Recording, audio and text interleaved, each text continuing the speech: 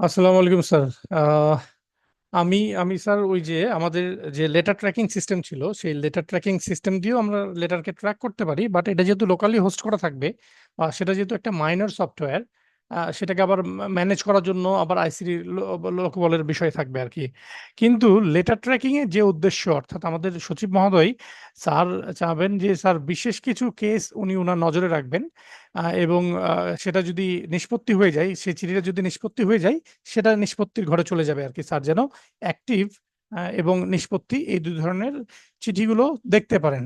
বিশেষ করে যেই চিঠিগুলো স্যারের কাছে হার্ড কপি আসবে, তো স্যারের কাছে যদি একদিনে 50টা হার্ড কপি আসে, এর মধ্যে 3-4টা বা 5টা হয়তো বিশেষ কেস থাকে, যেটা স্যার সেই হার্ড কপির উপরে লিখে দিবেন।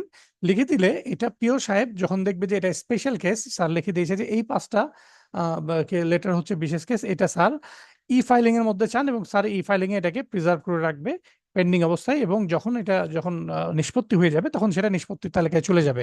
এবং ই নথির মাধ্যমে স্যার জিনিসটাকে মনিটরিং করতে পারবেন, সেটা স্যার ডেস্কে হোক, বাসা থেকে হোক, কিংবা বিদেশ থেকে হোক, যে কোনো জায়গা থেকে স্যার পেন্ডিং তালিকাটা দেখতে পারবেন, যদি এটা আমরা ই নথির মাধ্যমে সেটাকে আমরা মেনটেন করি। এখন ই নথির মাধ্যমে আমরা কিভাবে এটাকে মেনটেন করতে পারি? ধরলাম আমাদের প্রিয় সাহেব এই চিঠিগুলো আপলোড করেছেন, বা স্যারের কাছে স্যারের ই নথিতে, সচিব স্যারের ই নথিতে এতগুলো চিঠি আসছে, 11টা ডাক আছে।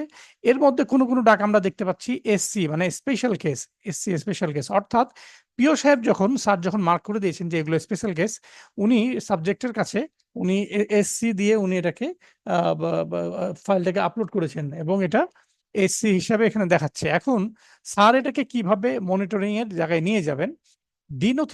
ডি নথি সিস্টেমে একটা বিশেষ সিস্টেম আছে, যে এটাকে আমরা একটা ফোল্ডারে নিয়ে যেতে পারি। যে ফোল্ডারে নিয়ে গেলে, এই যে ফোল্ডার বামে গেলাম, এখানে আমরা ইচ্ছা মতো ফোল্ডার তৈরি করতে পারি। যেমন আমি দুটো ফোল্ডার তৈরি করেছি, একটা চলমান, একটা নিষ্পত্তি। অর্থাৎ সচিব মহোদয় এই ফোল্ডার দুটো যদি খেয়াল করেন যে কোন কোনটা চলমান আছে, কোন কোনটা নিষ্পত্তি আছে, তবে স্যারকে অ্যাডিশনাল কোনো সফটওয়্যার আর ব্যবহার করতে হবে না। এখান থেকে আমরা ফোল্ডার যুক্ত করুন, এখানে ক্লিক করে আমরা যে কোনো নামে ফোল্ডার সংরক্ষণ করলে এই তালিকায় চলে আসবে।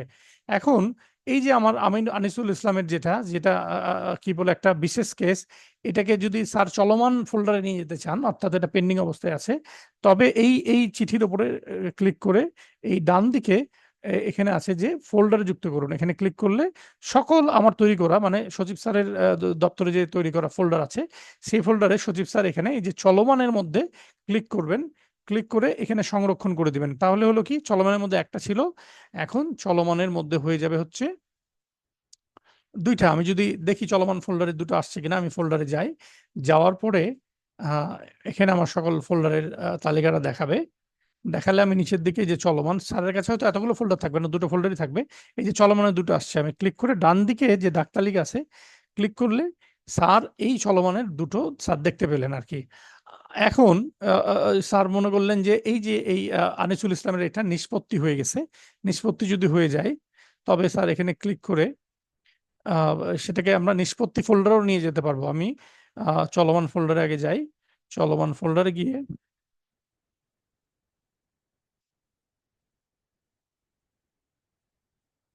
চলমান ফোল্ডারে আমি যাচ্ছি। চলমান ফোল্ডারে গিয়ে আমি এটাকে স্থানও পরিবর্তন করতে পারি, অর্থাৎ ফোল্ডারে যুক্ত করুন, ডাক ফোল্ডারে যুক্ত করুন ক্লিক করে এটাকে আমি আমার চলমান থেকে টিক চিহ্ন সরিয়ে আমি যদি নিষ্পত্তিতে দিই, তবে এবং সংরক্ষণ করি, তবে সেইটা আমার নিষ্পত্তির তালিকায় চলে যাবে। যে যে যে ফাইলটা ছিল, সেটা এই যে নিষ্পত্তির তালিকায় চলে আসছে। আমি নিষ্পত্তির তালিকায় যদি দেখি, তবে সেটা এই যে আমি আনিসুল ইসলামের যে ফাইলটা, পেট্রো বাংলার লোকবল নিয়োগ, যেটা স্পেশাল কেস ছিল, এটা নিষ্পত্তির তালিকায় চলে আসছে। অর্থাৎ সজীব স্যার প্রতিদিন এই দুটো ফোল্ডার অবজার্ভ করলেই স্যারের কোনটা কোনটা চলমান আছে, কোনটা কোনটা নিষ্পত্তি আছে, স্যার দেখতে পারবেন। তো এটা একটা কেস। আবার আমার কাছে যে ডাকগুলো আসছিল স্পেশাল কেস, ফোল্ডারে যেটা যায়, ফোল্ডারে একটা কপি হয়ে যায়, কিন্তু এটা আমার অ্যাক্টিভ ডাকের মধ্যে আবার থেকেও যায়। আমার যে ডাক বাক্সে আগত ডাক বাক্সের মধ্যে এটা থেকে যাবে। সো আগত ডাক বাক্স থেকে আমাকে যেটা করতে হবে, সজীব স্যার যেটা করবেন, এই যে আনিসুল ইসলামের যেটা, এটা যেহেতু আমার কাজ হয়ে গেছে, ফোল্ডার আমি নিয়ে চলে গেছি, স্যার এটাকে জাস্ট স্পেশাল কেস, এটা যেহেতু আর ফাইলে উত্থাপন হবে না, বা স্যার কাউকে সিদ্ধান্তের জন্য প্রেরণ করবেন না, কারণ এটা হার্ড কপিটা হার্ড ফাইলের মাধ্যমে উপস্থাপন হবে। স্যার এটাকে নথিজাত করে দিবেন, নথিজাতে ক্লিক করে যে কোনো একটা ফোল্ডারে স্যার অথবা পিএস মহোদয় এটাকে নথিজাত যে কোনো একটা ফাইলে নথিজাত করে দিলে সেটা আমার আগত ডাকবাক্স থেকে চলে গেল। কিন্তু আমার যেই ফোল্ডার, ফোল্ডারের মধ্যে, যে আমি সেটাকে চলমান থেকে আমি যে নিষ্পত্তি ফোল্ডারে নিয়ে গেছিলাম, নিষ্পত্তি ফোল্ডারে এটা থেকেই যাবে। সো আমরা এইভাবে ফোল্ডারের মাধ্যমে চলমান এবং নিষ্পত্তির যে তালিকা, সেটা আমাদের সচিব স্যার মেনটেন করতে পারেন। সো মোটামুটি এই ফাইলিংয়েও আমাদের লেটার ট্র্যাকিং সিস্টেমটা এইভাবে আমরা মেনটেন করতে পারি। থ্যাংক ইউ স্যার, আসসালামু আলাইকুম।